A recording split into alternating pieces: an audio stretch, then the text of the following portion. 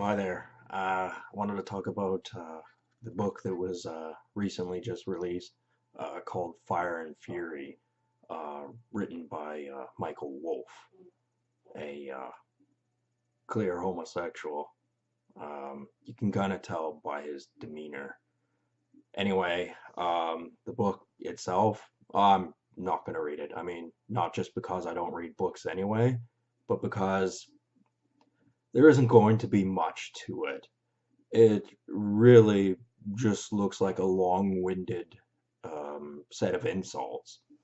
I mean, I read up some stuff on it on the Google. It's mostly there for people, saying that it's questioning his mental health and other aspects and his ability to be a president. Um, there isn't going to be much substance to this book. That much is for certain.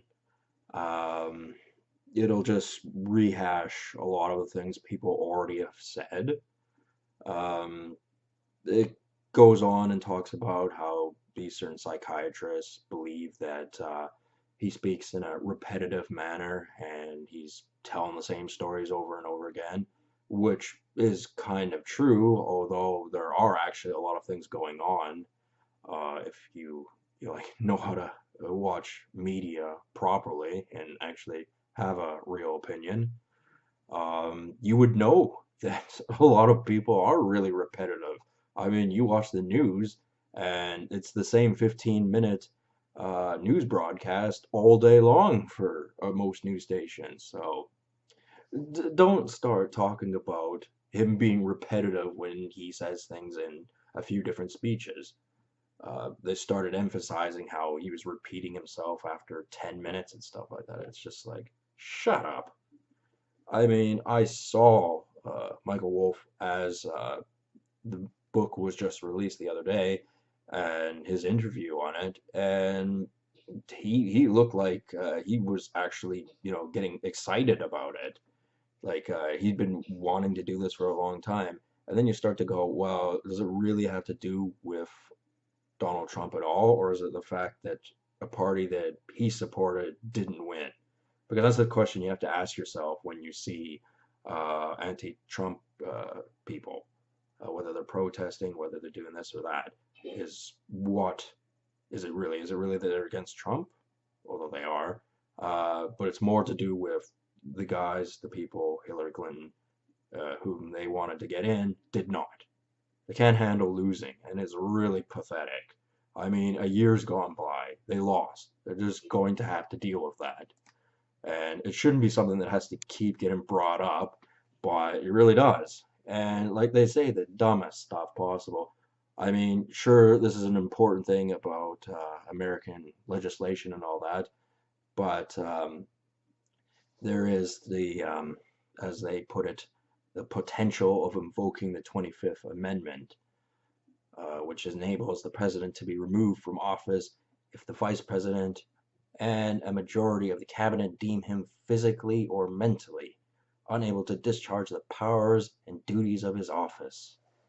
Um, Mike Pence is never going to agree with that. Um, his cabinet, okay, maybe the disease of the Clinton administration has crept into some of their minds because you got to take into consideration there are people in there that it doesn't matter what happens, doesn't matter who gets in. These people aren't in the public spotlight. They are in power and they're never going to leave it, even if they have, like 1,000 special forces guys and they happen to have a WMD and they're just never going to leave power. And anybody trying to remove them, um, it could quite be the same thing as, Kim Jong Un. They're like a little country of their own within the United States, basically. And, they know how to govern a country and all that sort of stuff. And that's the real problem with the political atmosphere, not just in the United States, but everywhere in the world, is that it's a bad soap opera. They're not much better than the days of the Roman Empire, where people were stabbing each other in the back. They were poisoning mushrooms and throwing people off of cliffs and things like that. Okay, they don't do things quite like that no more, but it ain't a whole lot better, to be completely honest. And these people in the book that was written by Wolf were bitching that Trump was pushing North Korea, an unstable regime, blah blah, this, that, and the other, and his decision could lead to catastrophic things happening. And for one thing, that's stupid. Kim Jong Un can take a few insults, as can Donald Trump. This hypersensitivity to insults, and in particular when Donald Trump starts tweeting about things and people going, "Oh, that's so insensitive," blah blah blah. I think it's more insensitive that there are people who are oversensitive about that. And what I mean by is that when people do that, it's to minimize the thought process of people who are stupid. They just can't really get a grasp of what's going on because there's just this obsessive compulsive atmosphere where the bar is set so low that, what can you do? It's like you've been stripped of your ability to have coherent thought. And, it's kind of embarrassing, really, that on the news they talk to people as if they're, still in grade school or something. And okay, sure, some people do have the mental capacity of someone who is retarded. Um, it's too low ball. I mean, the mind naturally tries to get above that bar that's too low. And when that happens, there isn't exactly a set path that it goes along, and who knows? Sometimes people just, you know, become even bigger idiots. I don't know, whatever. But anyway, I'm just reading up on this sort of stuff here. Some sort of psychiatrist named Lee was doing a lot of bitching about Trump. Uh, Whoever that is, they can fuck off. Yeah, I think I may have heard somewhere that this book goes on about his morning routine and things like that, and it's just like, okay, it's not as if Donald Trump could hide any of that stuff anyway, not with the kind of people that are around him anyway. But this book, it's dirt cheap. That's what it's got going for it. You can pick it up on eBay for like, I don't know, like $6, or you could pay like $45 for it. I'm sure there might be a difference, but I don't know. But like, I don't like reading books per se because a lot of them have a tendency to waste your time. They're not written in a way where it tells you what's going on quickly. Everything's long-winded, and a lot of times it wastes your damn time. Like, you're not going to learn anything significant. And you always have to take into consideration whoever wrote that book usually wrote it for it to be a manipulative tool against you. They know more than you do, and it's to put your brain exactly where they want it to be. Whereas you're not really learning anything new. You're not being able to contribute to anything because you're reading a book and that book was written by someone else and that person probably gave you the dummy version of everything because that's how that they're the people who wrote the book in the first place. They're the ones that are a little bit higher up on the scale and they're the ones that get paid, whereas you do not. And it's very bad for people who think, oh, because I read books, that makes me smarter or more intelligent. No, it doesn't. If you read the book and you get meaningful things out of it, okay, that's good. But if that means you figured you've done your research, you know everything, then I'm sorry, then you are an idiot. You're just an idiot who can read. And this book, it's probably filled with lies and, redundant facts. None of this could be really confirmed or applicable or anything. It's suggesting that this Wolf guy has the inside scoop. He knows what's going on, and I just find that hard to believe.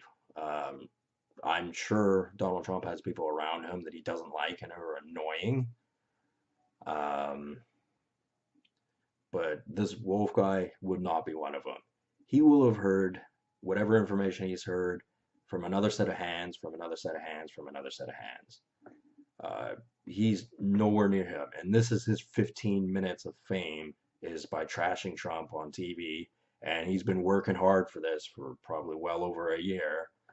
Um, and that's all he's going to get. You know, a few weeks from now, nobody's going to remember his name other than those douchebags who just can't stand Trump and who have made it their life mission to incorporate that into their everyday lives. There are actually people out there like that. Like, I mean, here I am defending Donald Trump, but I don't honestly think about him that much. I mean, I watch the news every now and then. He's usually on TV, but not part of my everyday routine. But there actually are idiots out there who it's become a mission for them. Notably Colbert. Colbert's gone a little bit nuts. He's, I don't know what that guy's deal with Donald Trump is, but it's kind of creepy, and I can't be the only one who've noticed. And this Michael Wolff guy, uh, I don't know. He looks like a creep too, if you want to know my opinion. I wouldn't trust him to run a library, let alone really to write a book of any significance. And that's not judging him by how he looks, although that would be easy to do so. It's just he's jumped on the bandwagon of all the type of people that I don't really like that are all against Donald Trump. I mean, I could see if you're against Donald Trump if you have constructive reasons for doing so, but none of these people seem to. They all got like petty, small town, pathetic reasons for not liking him.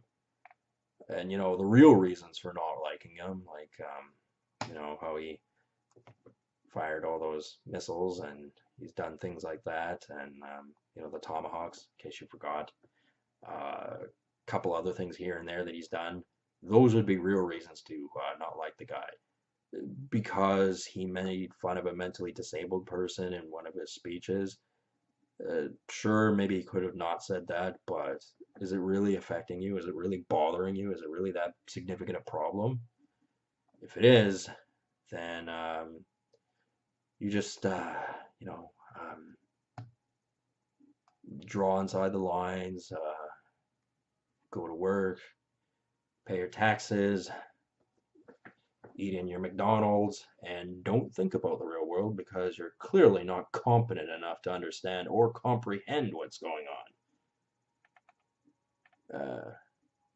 Yeah, anyway, so yeah, to finish this up, this book's about Donald Trump's mental health, and there's no real reason to think his is particularly bad. I mean, he says things in a jokingly way a lot of times, but when you look at his physical appearance and his demeanor, he's, he doesn't look like he's off the rocks or anything like that. Like he doesn't, have like that look like he's just worn down, that he's beaten and all that stuff. I mean, maybe these people who wrote this book would like that of him, but he certainly doesn't look that way. He doesn't look like he's, staying up all night, boozing out of control, cigarettes in his mouth, and, sweating profusely and just completely out of it. Because it's books like this that make you question, does Donald Trump have mental health problems? Is he on the edge? Is he really not fit mentally to be the president? Or is it just that those people want him to be that way so that he gets removed? Because if that's the reason, then you have to wonder, do these people really have the best interests of the United States? And the truth is, no, they don't. They have the best interests for themselves. And their argument just unravels more and more from there. I'd be interested to see what I get in the comment section. I doubt I'm going to get any, but we'll see. Anyway, just a heads up, I'm giving a fuck you to anybody who has a stupid opinion on this subject. Anyway, talk to you guys later. Have a good one.